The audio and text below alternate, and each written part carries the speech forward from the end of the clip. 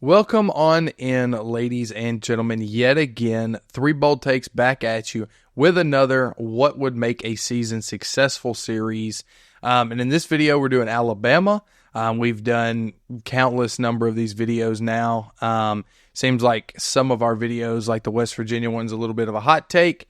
But we will see how this one does. Fellas, are you ready to talk Alabama football in 2024? Absolutely. Yep. Go for it, Quinn. All right, man. Well, look, I hate to be the bearer of bad news to Alabama fans. I'm sure they want to believe that the expectation should be win the SEC, go to the national title, and win the national title game. For me, that's just not it. I think the realistic expectation for Alabama in 2024 is to show that Kalen DeBoer can at least maintain the ship in a positive direction and get you, frankly, because it's Alabama, I'm going to say get you into the playoff. But in reality, I would accept a 9-3 that barely misses the playoffs and then wins like some arbitrary bowl game at the end of the year. But get yourself to a double-digit season or make a playoff appearance. I think it's a realistic expectation for Alabama in 2024. Let's be real. You're undergoing, I think, from a talent perspective, the team is going to be great. I don't think there's like a massive drop off, but it's more the like Nick Saban walks away, the shadow of a legend is looming over you. Georgia is ticked off and frankly, probably, in my opinion, a little more talented than you are. And then, you got a pretty difficult schedule. You got Tennessee on there as a road game. You got LSU on the road. You got Georgia at home. I think the Oklahoma road trip is sneaky in November. And in Missouri is also on there. So you got some legitimate SEC opponents this season in 2024. And I think it's a tall task to handle that much pressure in your first year, but keep them on the right path, I think is the challenge. Yeah, when you hit a lot of great stuff there. For me in Alabama, it's all over the place. Because when you look at DeBoer and his history as a head coach, he's lost two times to a ranked opponent. He's a wonderful coach. He's won everywhere he's been. He's had outstanding players that have played above the star level that he's acquired them at. So he's turned guys into future NFL draft stars and all that different jazz. So DeBoer, I'm sitting in between there. You have a crazy spectrum for me. DeBoer, the expectation could be playing in a national championship. It could be having an 8-win season and finishing in the top 25. Like it's all over the place. Like Quinn mentioned, you have the biggest ever head coaching vacancy, and DeBoer takes that mantle. Nick Saban is easily whatever you think. You can be a Georgia fan, an Auburn fan, a Wisconsin fan, a Vandy fan. I don't care who you are. Nick Saban is the greatest coach to ever grace the sport of college football. Easy. And for him to not, I don't want to be morbid, but not to pass away, but to step away, to retire himself, and Kalen DeBoer step into there, that is unprecedented. And he's got so much pressure on it. So for me, I think when you look at it, I think a top 15 by the end of the season and 9 to 10 wins. Show a couple of these. That's what I was thinking. Realistically in his first season, 9-4, I think would be a really good setup. 10-3, something of that nature. There's going to be a lot of fair-weathered Alabama fans that expect them to come in, win an SEC championship, play in the national championship this season. Honestly, it's kind of tough for me to see that in the first 3 seasons for DeBoer.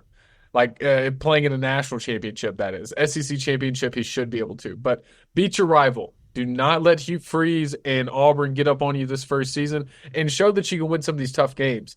Quinn's talking about Oklahoma being sneaky in the back end. Sneaky in the front is Wisconsin right before Georgia. That's another crazy one. And Luke Fickell went 7-5 in his first year and is going to be a lot better this year, I presume. So you got trap stuff everywhere for DeBoer. You can end up with a 7-5, 7-6 season, or you can end up with a 10-11 win season and potentially have a chance at outside shot at playing the SEC championship or something, or making the playoffs. But with the roster turnover and then the recruiting classes he's brought in, my spectrum is all over the place. But I'm going to agree with Quinn here. Around a 9 to 10 win season would be really awesome. I'm just going to add in, you got to beat the rival this season. That's it. Freddie? Interesting. Yeah. Chase, you mentioned kind of the fair weather fan would expect Alabama and DeBoer to come in and play for a national championship. I'm not that high, but I'm pretty high.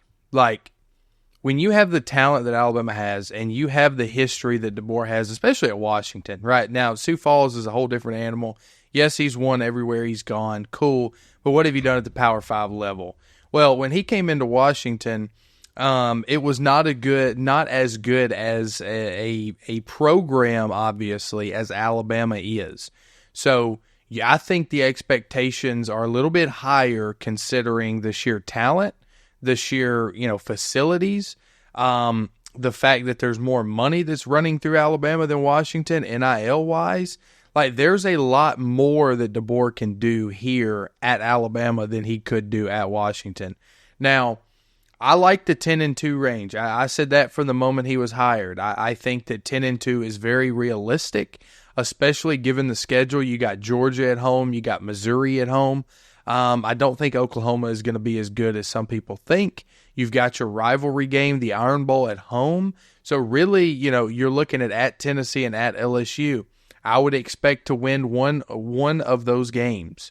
That would be a success. Go on the road, beat a tough SEC opponent, and prove that you can coach in the SEC. I think that's what success looks like for Alabama, and specifically DeBoer, is to prove that you deserve the job. Now, what you did at Washington was phenomenal. I loved it. I love watching them. I love the storyline. But this is a different animal here. All right. You got Georgia in the regular season. You have LSU in the regular season. Like, these are teams that typically other schools only play in title games, whether that be a semifinal, a regular bowl game, a national title. You got them year in and year out, week to week. So I think for DeBoer, you go 10-2. If you happen to make the SEC championship game at 10-2, great. I don't think that necessarily is full success. But I think you definitely have to make the playoffs, especially in a 12-team playoff to me.